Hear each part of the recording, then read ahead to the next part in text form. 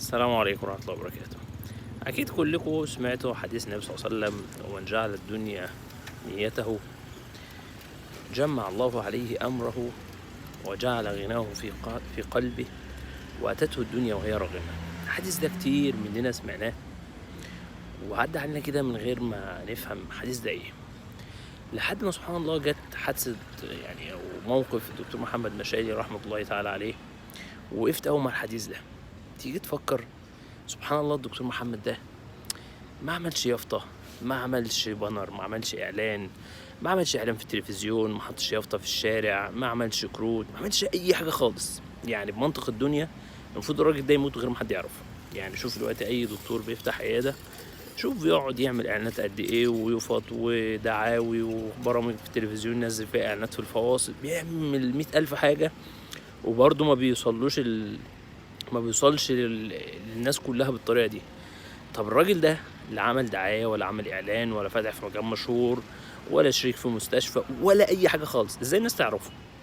فسبحان الله لقيت الحديث ده قدامي: ومن جعل الآخرة نيته. الراجل ده بيعمل الآخرة، فخلاص في وعد من النبي صلى الله عليه وسلم إن لو أنت بتعمل الآخرة الدنيا ستأتيك وهي راغمة.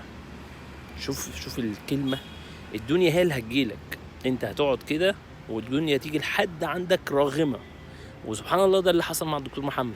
الراجل قاعد معزز مكرم والناس كلها هي اللي بتجري وراه. القناة دي عايز تعمل معاه لقاء، والصحيفة دي عايز تاخد منه تصريح، والمش عارف وبرنامج بتاعت مؤن قلبي عايز يعمل له عيادة، والدنيا اتقلبت على الراجل. شوف الراجل بعد وفاته رحمة الله تعالى عليه، تخش تشوف السوشيال ميديا، كمية الناس اللي عملت له عمرة بأرقام، يعني أعداد كبيرة جدا، كمية الناس اللي دعت له، كمية الناس صلت عليه الغائب، كمية المنشآت اللي لحد دلوقتي طلعت باسمه، كذا شارع، كذا مؤسسة. لسه قاري خبر دلوقتي إن في مجموعة أطباء في طنطا ربنا يكرمهم اتفقوا إن هم هيفتحوا العيادة بتاعته ويبدلوا عليها كده بشكل مجاني عشان تفضل مفتوحة للأبد. اللي هو إيه؟ اللي هو أتته الدنيا وهي راغمة. ملاش معنى تاني. يعني هو سبحان الله بالمنطق ما ينفعش. بالمنطق الراجل ده عيادته يعني كتصميم كشكل أي كلام، عيادة قديمة ومعرفش إيه، كدعاية مفيش دعاية، كأجهزة في العيادة مفيش أجهزة في العيادة، كأي حاجة مفيش أي حاجة خالص. خالص يا جماعة، إزاي الراجل ده يتعرف؟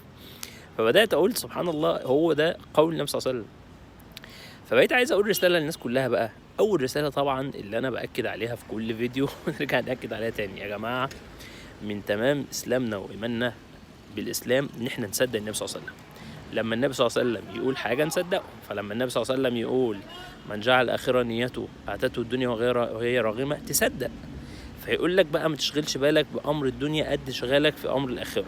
خلاص ده وعد من النبي صلى الله عليه وسلم. مش لازم كل مره يحصل موقف عشان تقول تصدق فعلا كلام النبي صلى الله عليه وسلم صدق. لا، انت المفروض مصدق من غير سبب، من غير ما اجيب لك دليل، انت مصدق وموقن ان كلام النبي صلى الله عليه وسلم صدق.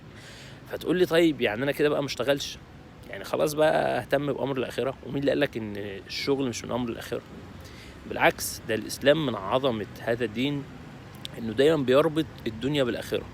يعني يقول لك اشتغل عشان تكسب فلوس، جميل، ده الدنيا. فلما تكسب فلوس تنفق على زوجتك، فتنفق على زوجتك فتعيشوا حياة كويسة، فتؤجر انت بتنفق على زوجتك. فشوفت انت بتعمل الآخرة. فيبقى انت من الأول لو عملت نيتك ان انا بشتغل عشان انفق على زوجتي عشان أؤجر على ذلك، ستؤجر. يبقى انا هدفي في الآخر ايه؟ نيتي الآخرة. مثلا نيتي ان انا اشتغل عشان ربنا يرزقني واطلع صدقة، بشتغل عشان ربنا يرزقني واطلع حج. فاذا اللي النبي صلى الله عليه وسلم قال عليه ايه؟ نيته الآخرة. انت بتعمل العمل ده نيتك ايه؟ فمش معنى ان احنا بنقول ان احنا تعملوا الآخرة ان انت ما تشتغلش وتقعد، لا طبعا. مين اللي قال كده؟ المؤمن القوي احب الى الله عز وجل من المؤمن الضعيف. لا طبعا، ده انت تكون قوي في شغلك وفي عملك وفي اجتهادك وفي كل شيء. عشان كده تلاقي ربنا سبحانه وتعالى يعني بيذكر لنا: فإذا قضيت الصلاة فانتشروا في الأرض. ما فيش حاجة اسمها تفضلوا قاعدين في الجامع وما بتشتغلوش، لا، الصلاة خلصت، طب يلا قوم بقى، انزل اشتغل واسعى واعمل وكل شيء، وجي وقت الصلاة ارجع صلي، خلصت صلاة انزل اشتغل. هي الدنيا كده. فإذا يبقى أول أمر إن احنا مصدقين وموقنين بالنبي صلى الله عليه وسلم. الأمر التاني بقى زي ما بقول لحضرتك: خلي الآخرة هي همك بقى. ما تقعدش بقى تشغل نفسك بمتاعب الدنيا ومشاكل بتحصل في الدنيا. الدنيا دي اخرها كام يعني؟ 50 سنه، 60 سنه، 70 سنه، هتخلص.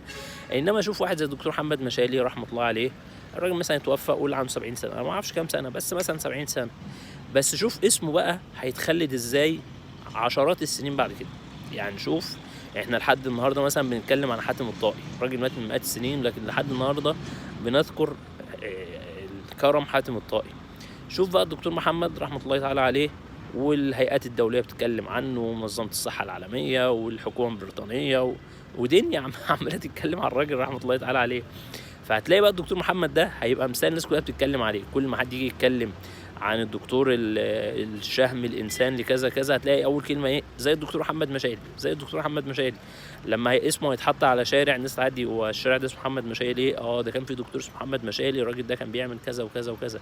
فسبحان الله، هو نيته الاخره، فربنا بقى اكرمه في الدنيا، اكرمه في الاخره، اكرمه بالعمل الصالح، بدعوات الناس، بكل شيء، بالناس اللي بتعمل له عمره، باللي ربنا يكرم لما الحج يرجع هتلاقي ناس بتحج عنه.